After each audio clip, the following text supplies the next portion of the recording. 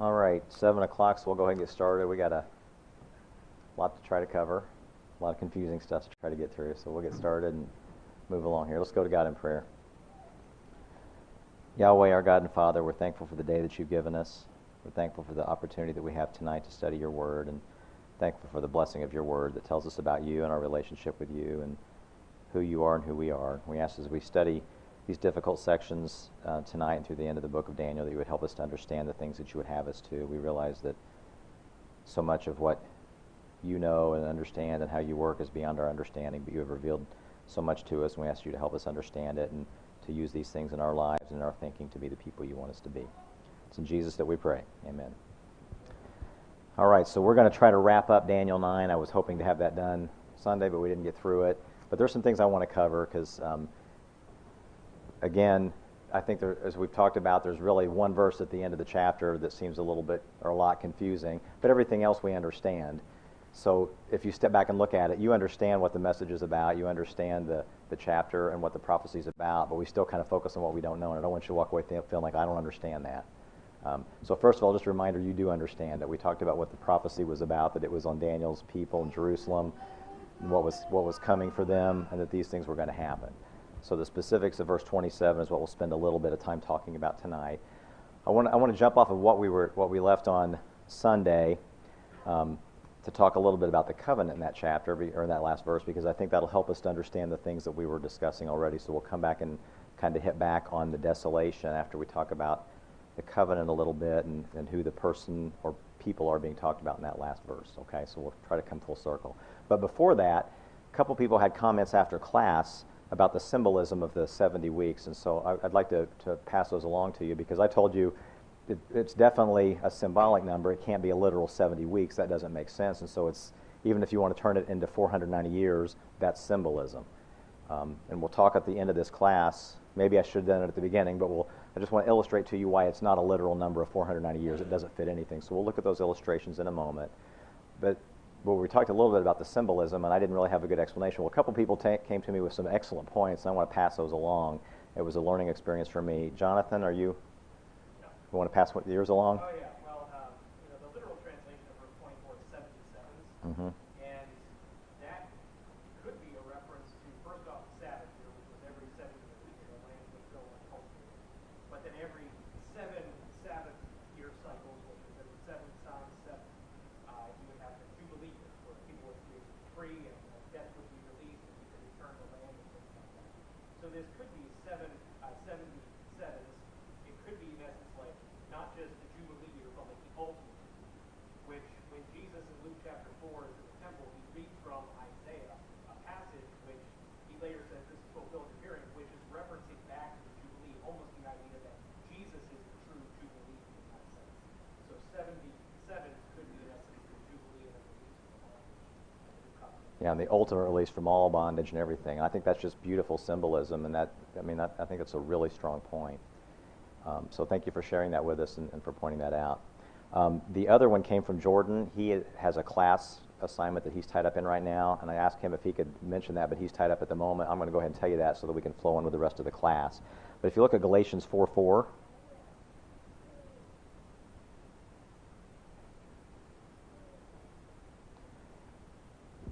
Paul there is talking, and he says, "But when the fullness of time had come, God sent forth his Son, born of a woman, born under the law, to redeem those who were under the law, that we might receive the adoption as sons."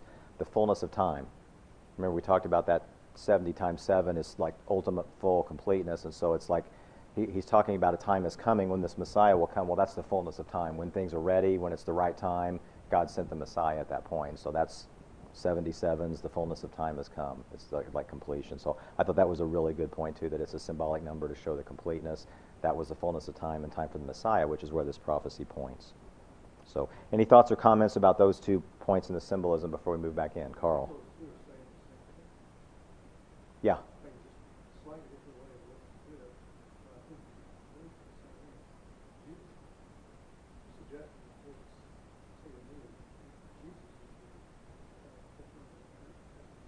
Absolutely, yeah. I think they're both, it's just different aspects of why that number is symbolic to represent that. All right, so let's go back to Daniel chapter 9. And we'll look at the last few verses there. So 24 through 27 is the description, the interpretation of the vision that Daniel had had. So let's jump into this covenant. It says in verse 27, "Then he shall confirm a covenant with many for 1 week, but in the middle of the week he shall bring an end to sacrifice and offering. And on the wing of abomination shall be one who makes desolate, even until the consummation which is determined is poured on the desolate," or your translation may say the desolator.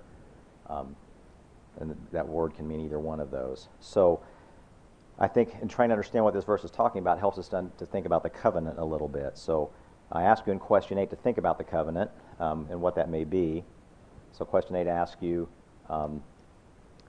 what do you think the covenant is and who is making the covenant? So I think who is making the covenant helps us to understand what the covenant may be. And there's really a couple things that would make sense in the flow of it. Because it says he, so it's referring back to somebody, right? Because it says, "Then he shall make a covenant," or "he shall confirm a covenant with many for 1 week." So there's a he. So who's the he? If we understand that, that helps us to think about what the covenant is. So there's two different people that were talked about just before this, right?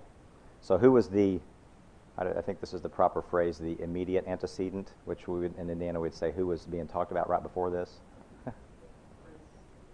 Yeah, the prince of the people who is to come. We talked about the people who are to come would destroy the city and the sanctuary. So who was that? Who destroyed the city and the sanctuary? The Romans, yeah. So if it's talking about the Romans, he shall confirm a covenant with many for 1 week, then that covenant would appear to be probably that there's the covenant with the Jews. The Romans came in and took over Judea in 63 BC, but like we talked about, their relationship with most nations was, we control you, you work under us, we protect you. It's kind of a trade-off. You pay heavy taxes, but you're protected and you get to participate in the economy. So people liked it but hated it at the same time.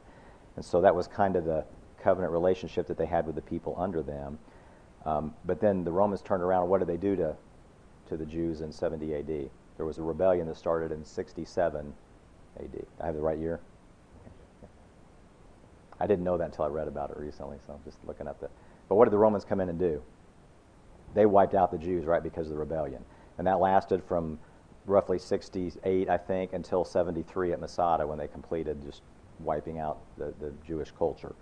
And so it would fit that they confirmed a covenant. The word here that says confirm, or yours may say make a firm covenant, that word actually implies kind of a forced covenant. So it wasn't like what we would think of as an agreement, but more of a firm, hard covenant that was made upon them. So that's one possibility.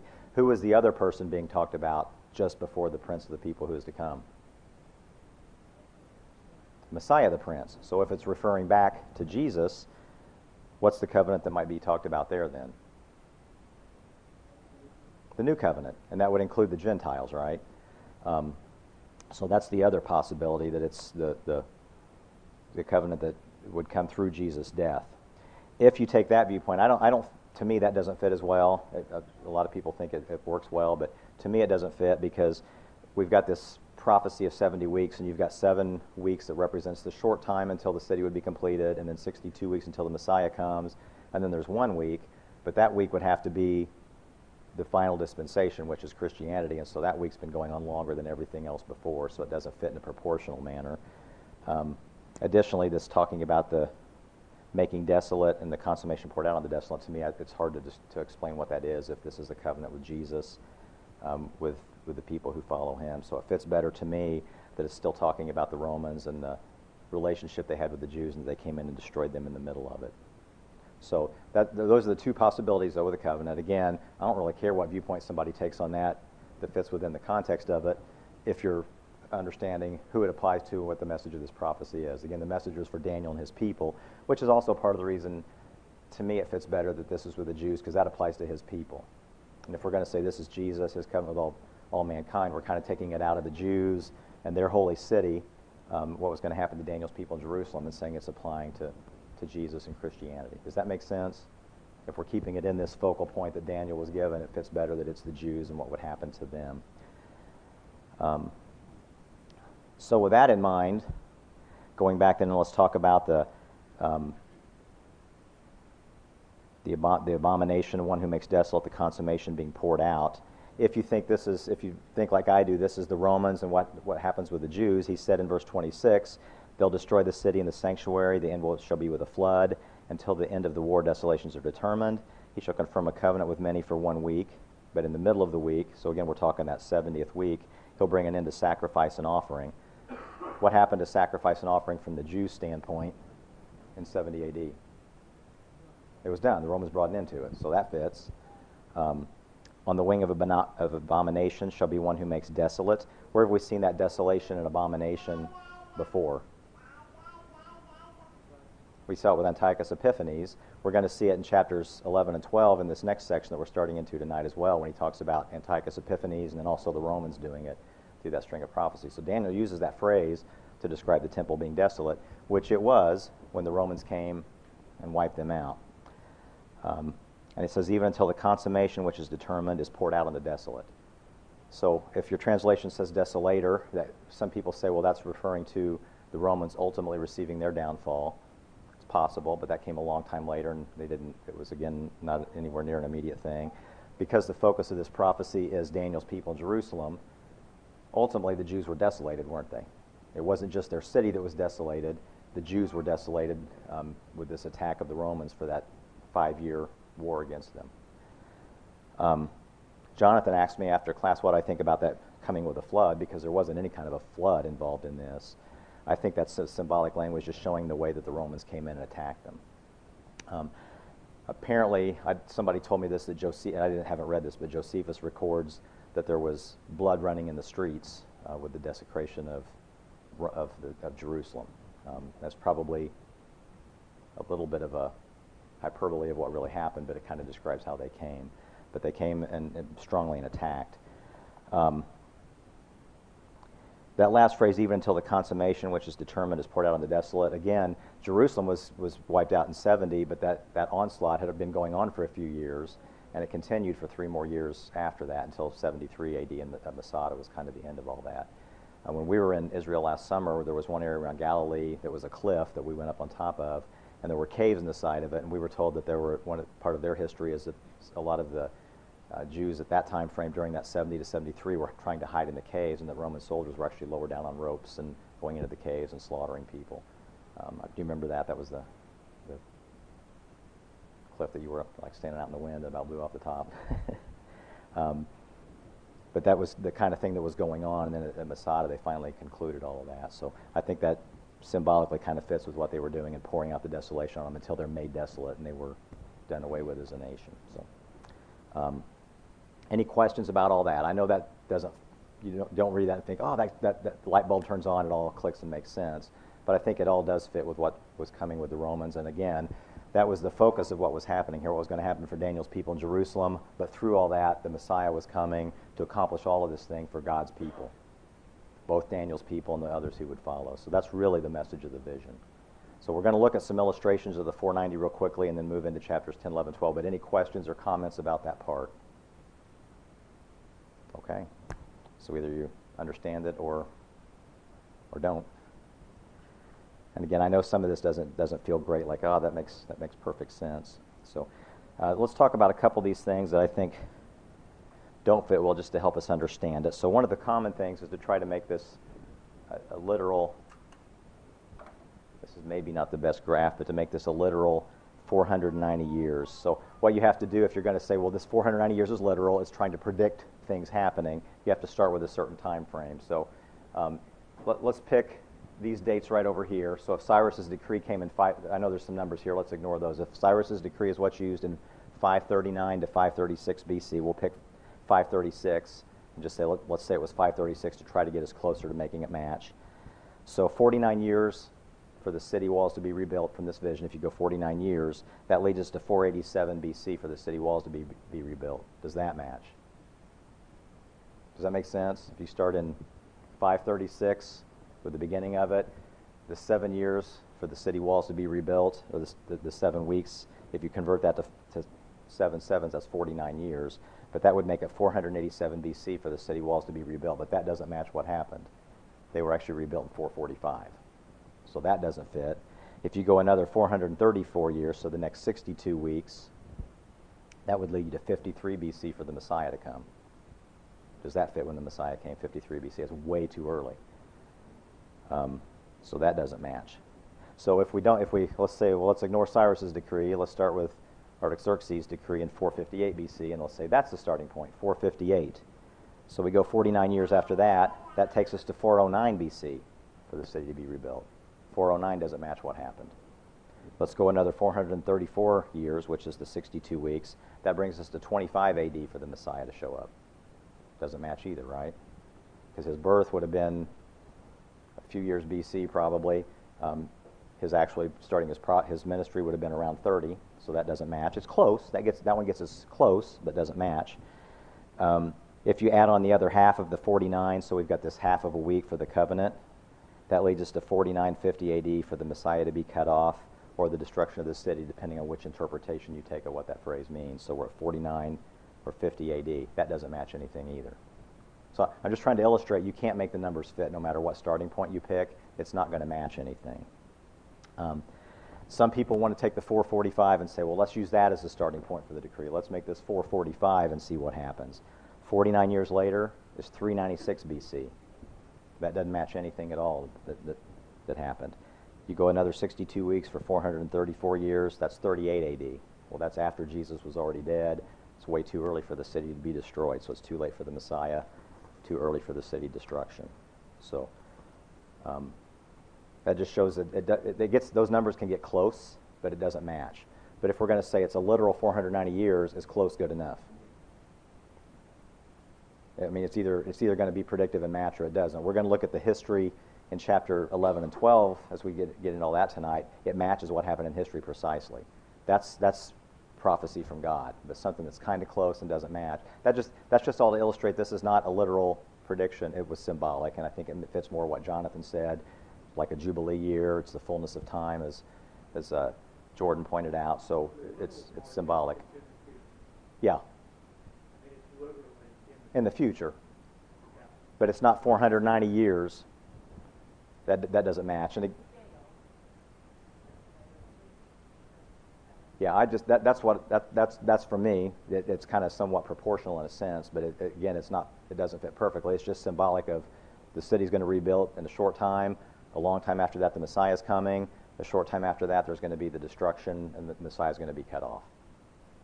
Because again, the point wasn't to tell us here's when things are going to happen. The point was to tell us about Daniel's people in Jerusalem and the fulfillment of all these things happening. That was the point of the vision. It wasn't to give us this prediction of Gentile future and things like that.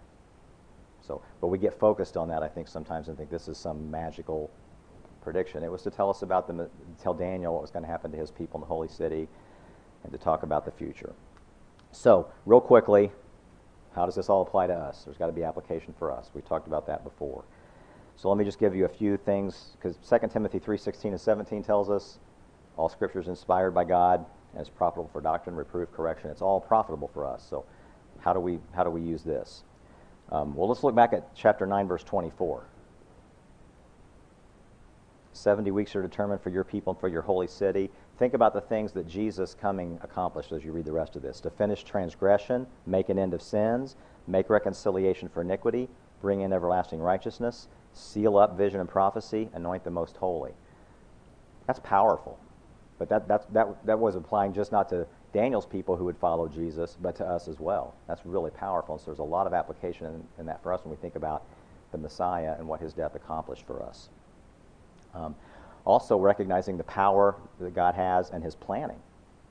He told Daniel way in advance about all this happening to bring this about with the Messiah. And so knowing that God has done that, we can trust him not just with our souls, but with anything.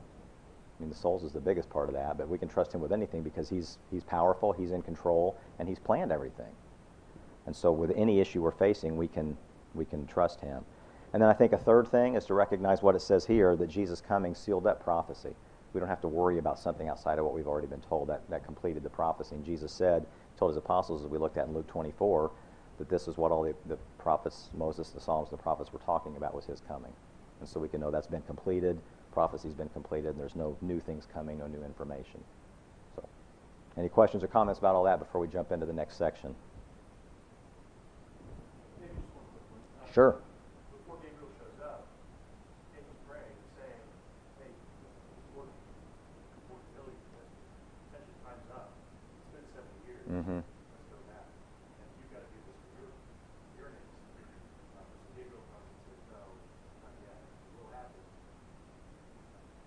But the command's been given at that point, yeah. So it's been given, but it's still to come. And there's 70 more sevens coming that has a greater impact. So yes. Any other thoughts or comments, Jenny?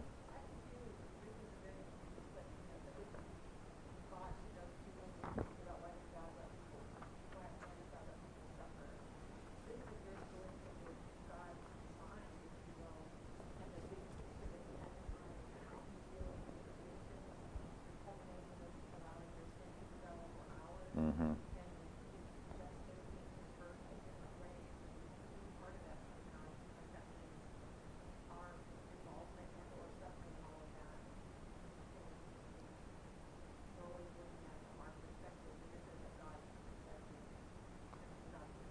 Yeah, we look at things when they happen that are negative and think, why is God letting this happen sometimes? Why can't things be better?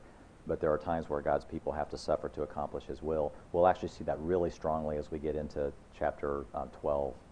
So we won't cover that tonight, but on Sunday we'll hopefully get to that He makes a really clear point about that with some of the horrible things that would happen to His people who are actually following Him. But sometimes God's people suffer as part of accomplishing His plan. Carl.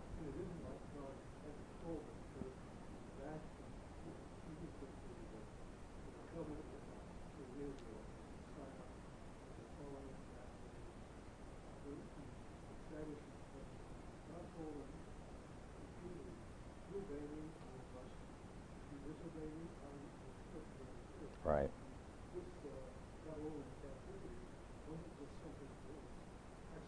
Right. Right.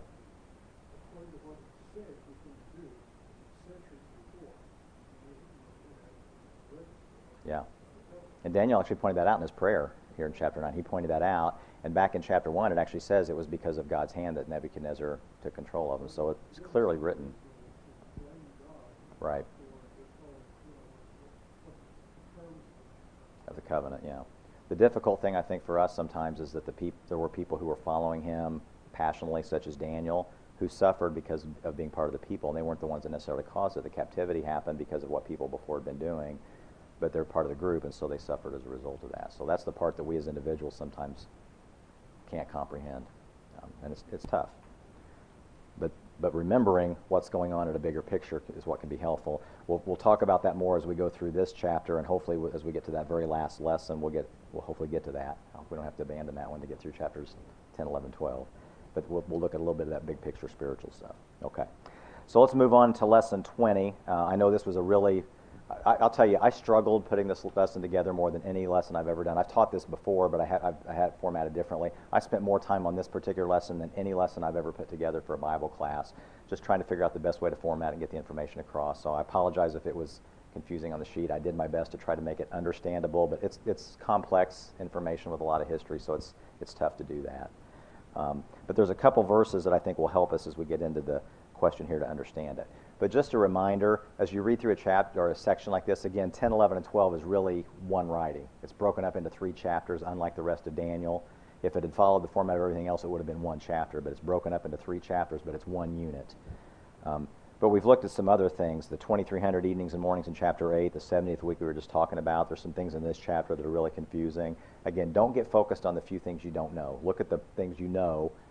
Keep that in your focus, and you realize, I understand most of this, and there's a few details that maybe are just, beyond our comprehension or that are a little bit harder. But you understand the book and what the message is. You understand the majority of these sections, so keep that in mind. My goal out of these next 2 classes is just for all of us to have a general understanding of the panoramic vision. We're going to go through some of the history stuff. There's no need to memorize all that. If you're intrigued by it, great. It's really interesting to learn and to see what God prophesied, but we don't have to understand all that. Let me kind of move along here and get back to my slides for this one. Hold on a second here.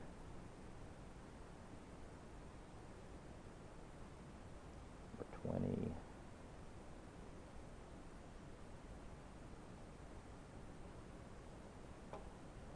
Okay.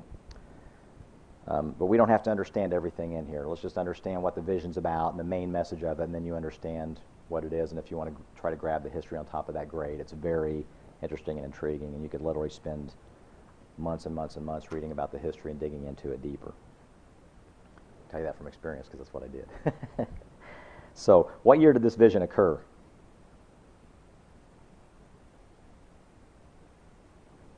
Third year of Cyrus. So it's going to be roughly 536, again, depending on how you account for the first year of Cyrus and when that was. There's a few ways that could be accounted. So it could have been a year or two even after that. So I ask you in the first part of this, and again, this seems to be, just like the last chapter, it seems to be a vision that Daniel had that we don't get to see the vision. Because we're told here that he had a vision, understood it, and he's mourning and fasting and praying about it, and then the angel comes to reveal the meaning of the vision to him in more depth. We saw that in the last chapter too. So from our standpoint, it's a little bit frustrating and confusing because we don't get to know what the vision was, we just see the interpretation. But that's the way God chose to reveal it to us. I don't know why the answer to that is, because earlier in the book we got to see the visions and the interpretations, and here we don't. But Daniel had a vision, understood its message, we're told that. How did he respond to it? Kind of told you that a little bit already. Verses 2 and 3, what was his response?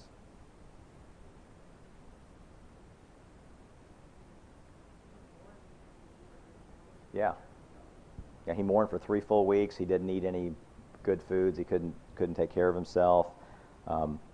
He didn't anoint himself until 3 weeks were fulfilled. So this seems to be kind of a form of like a fasting and mourning about the message of the vision. So even though he obviously didn't understand all of it because the angel came to tell him more clearly what the vision was about, he kind of had an understanding of bad things happening to his people or something, because he's mourning about it and fasting and not anointing himself.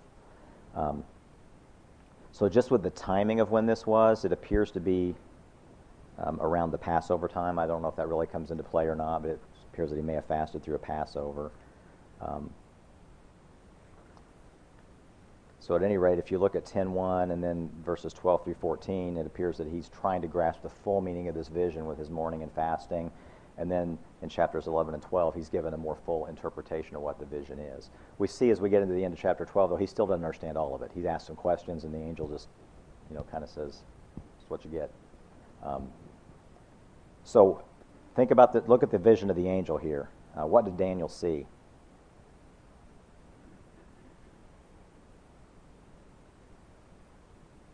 He's this impressive angel, right? This impressive spiritual being. How's it described? Verses 5 and 6.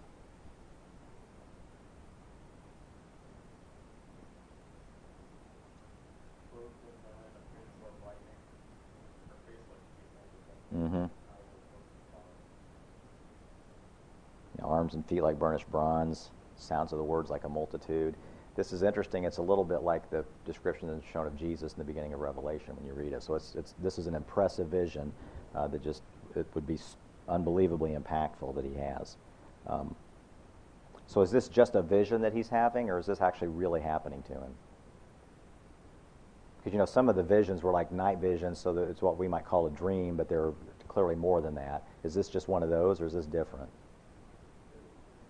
He calls it a vision, but there's an impact on everybody around him, right? So it's not just something he's seeing in his head. They didn't see it, but what did they do? They felt terror, right? And they fled. So there's an impact on them too. So it's not just something in Daniel's head. This is something, and also the angel starts talking to him. So this appears to be actually a appearance of the angel to him. Maybe it is just a vision, but it doesn't seem like it's written that way, that it's actually an interaction, a real interaction between him and the spiritual realm. So I'd ask in question 1b, how would you describe the impact the angel had on him? How was he helped to get through this? Yeah, he's exhausted from it, right? He goes to sleep. He's just physically exhausted, physically worn out. Part of that may be because he'd been fasting and mourning for 3 weeks already, right? He's not been eating the way he normally would, but it seems to predominantly be due to this interaction with the spiritual being here, the angel. And so how's he helped to get through it?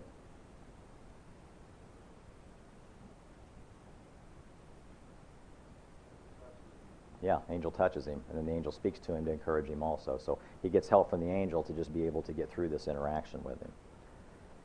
Did you notice again here, a couple times a comment was made to him about how he is viewed?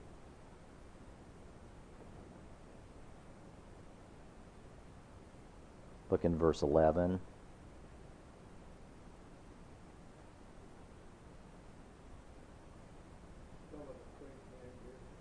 Yes. Yeah. It refers to him again that way, right? And then again in verse 19, "O man greatly beloved." So twice the angel says that he's a man who's greatly beloved. So that there's a respect and an affection that is held for Daniel here. And again, we don't know, is that from God, from the angel, from both? Well, it's certainly from the angel the way he treats him, but probably it's just a message from a spiritual being. You're greatly beloved by God and his angels. So just think about for a minute, if you saw what Daniel saw here, just the angel, how would you feel?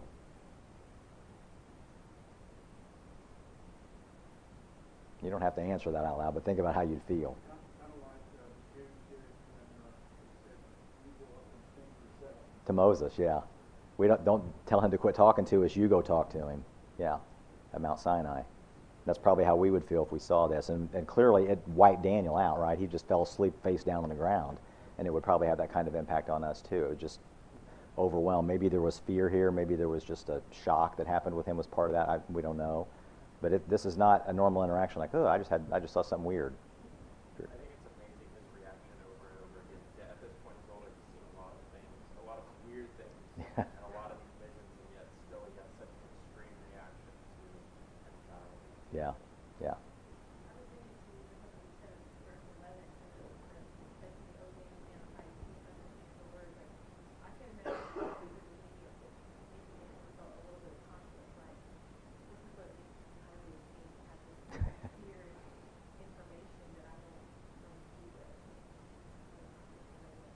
Yeah. Yeah, there's a lot of weight in being in a position like this, just the emotional weight of bearing all that. All right. So there's some interactions we see here between Daniel and some comments the angel makes about stuff going on behind the scenes. That's going to be our last lesson if we get to that one. I hope we do. I want to get through this chapter, but we're not going to talk about that tonight because I want to spend a whole lesson on that. So that's your question sheet 22. So we're going to hold on that for now and spend our last question on it. So I want to think about the purpose of the vision. So I'm not going to take time to erase all this, but just if I'm writing the purpose of the vision up here, I asked you in question 2, I said 10:14 is crucial to understanding the last 3 chapters because it tells us the purpose of the detailed vision. So what phrase is used here to tell us when these things would happen? In the latter days, in the future, and to whom are these things going to happen? And who's his people? The Jews, yeah. Another thing I should have put in here, and I didn't, that will help us with thinking that through, look in chapter 12, verse 7. This helps us to understand when that is, because it says in the latter days. But here's the angels talking. "Then I heard the man clothed in linen who was above the waters of the river, when he held up his right hand and his left hand to heaven, and swore by him who lives forever and ever, that it shall be for a time, times, and half a time." What does that always represent? It's 3.5. And what does that 3.5 symbolize? Persecution, temporary persecution, right, that's coming. And this tells us when all this will be completed. When's the end of the vision? What's this vision pointing towards? What's the rest of that verse tell us? I should have made this part of that question too.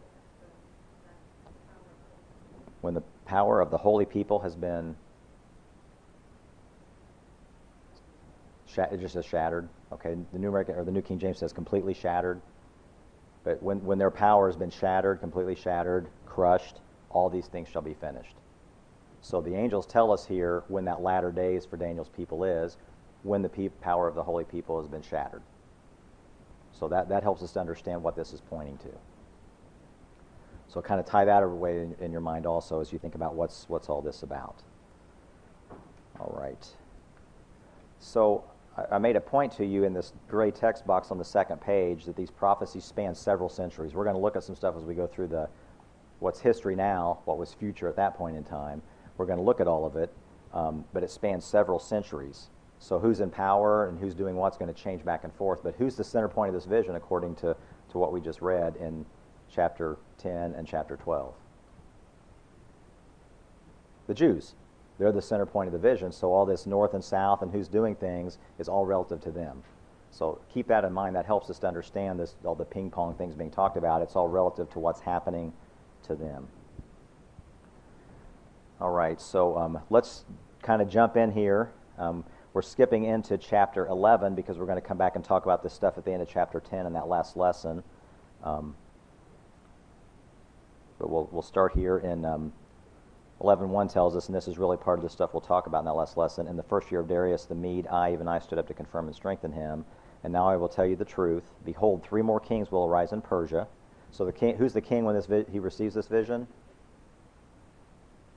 Cyrus. He already told us he received it in the 3rd year of Cyrus. So Cyrus is the king.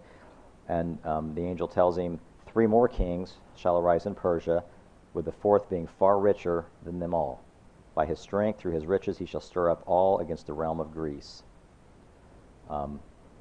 So in the 3rd and 4th pages, I tried to just give you, here's what we know from history. It's a summary. I know it can be a little bit confusing when you read it, but if you try to read that along with each verse, it's meant to help you understand, here's what we know from our history, and here's what was prophesied to Daniel and how well it all matches up.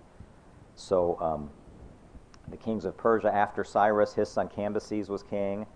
Then Smerdis, and Smerdis is interesting. He actually wasn't part of the lineage. Cambyses had a younger son who had been killed. This guy came back and claimed to be that person. Smerdis was the son who had been killed. This guy came back and claimed to be Smerdis. He's often referred to as pseudo-Smerdis now. It took people a little bit of time to figure out he's not really who he claims to be. And so he was in turn killed, and then Darius I Hystaspes became the king. And that's where the battles with Greece began, was under Darius. And then let me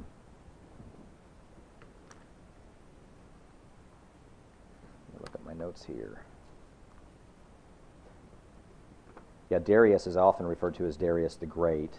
He was the cousin of Cyrus, and he's the one that killed Smerdis. And then Xerxes, who was Darius' son, became the king, and he's also the same person as Ahasuerus in the book of Esther. So that's Xerxes. And Herodotus describes his incredible wealth. He was apparently extravagantly wealthy. He was king from 485 to 466. And this is a list of the different kings of Persia here. And just a little bit of background, Darius tried to conquer Athens in 490 BC, but his navy was turned back at the Battle of Marathon and was humiliated, and he was forced to withdraw. And let's just step back for a minute. Why are we being given this history? Is this just so we know, hey, God knows the future about what's going to happen with the Greeks? Why would we be given this kind of history? What's it all relative to?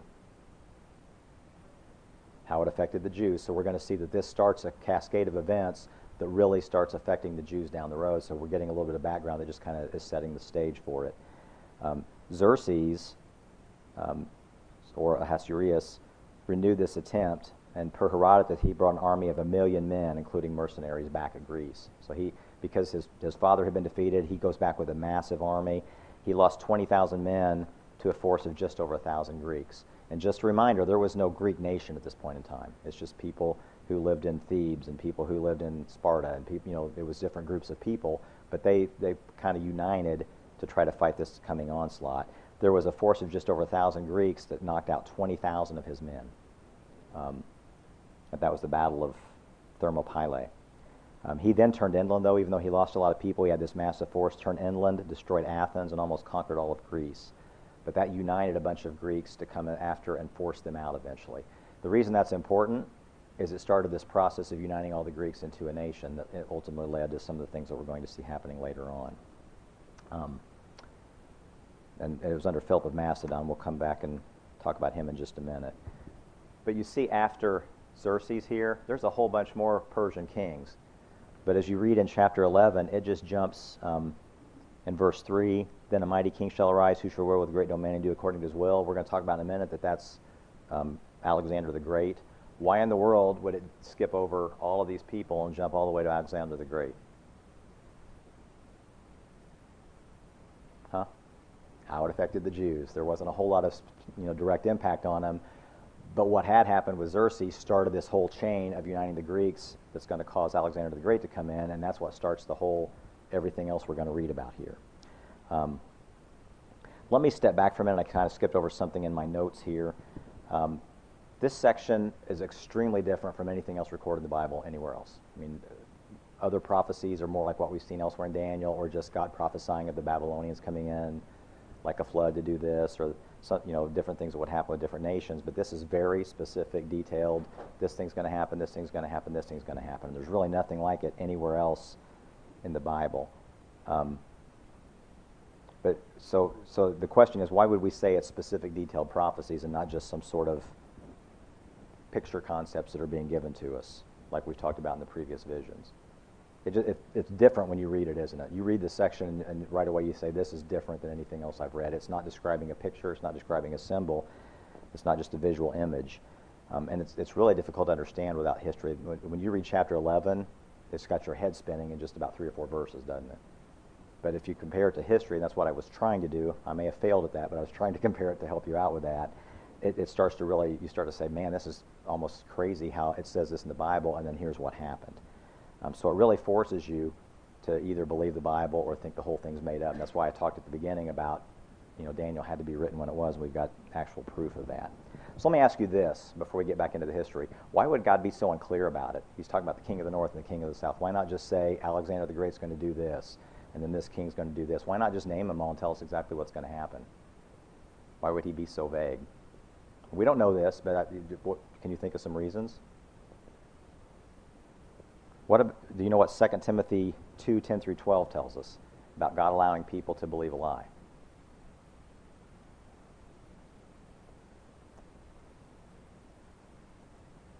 Let me look. 2 Thessalonians 2. We're not going to get through all this that I thought I would.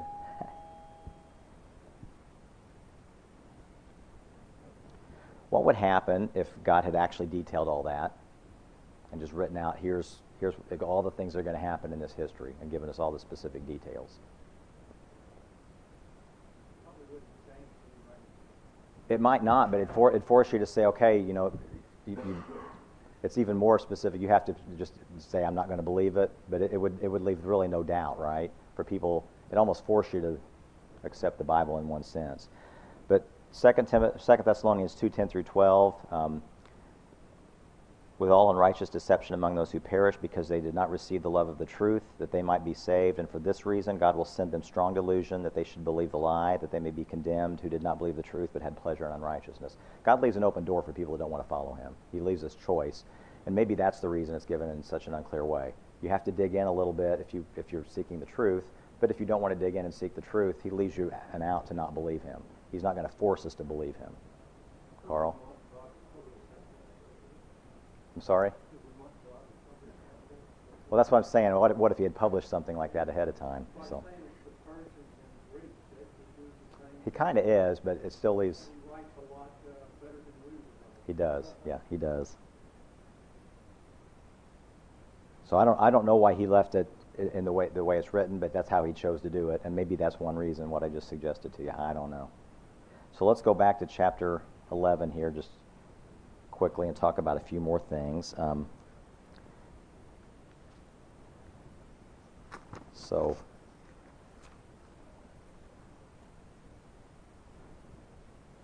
again, there's several more Persian kings that he doesn't talk about, and he jumps to Greece, and that's some 130 years later. He actually completely omits Philip of Macedon. He's the one that united all the Greeks into one nation, the one that is given credit for that anyway. That all happened through this whole process from when Xerxes was attacking them, the start of that process. But that doesn't really directly affect the people. What did was that uniting of the Greek people that leads to Alexander the Great. So we're talking about Greece now. If we look, and this is verses 3 through 35, are really the impact of the Grecians on them. If we look at verse 3, then it goes on to say, then a mighty king shall arise, who shall rule with great dominion and do according to his will. And when he has arisen, his kingdom shall be broken up and divided toward the four winds of heaven. We've already talked about history, so right away you recognize, oh, that's Alexander the Great, right? Because we know that's what happened with him. And again, this is the path that he took. He took this whole route here in a 10-year time frame and conquered all of that. So it went from just being Greece right here to they controlled all of that in a 10-year time frame. Just an unbelievable expansion. And that's the end of our class, so we'll pick up there. I'm hoping to cover the rest of it on Sunday. I don't think that's probably realistic, but we'll get through as much as we can on Sunday, and then move on from there.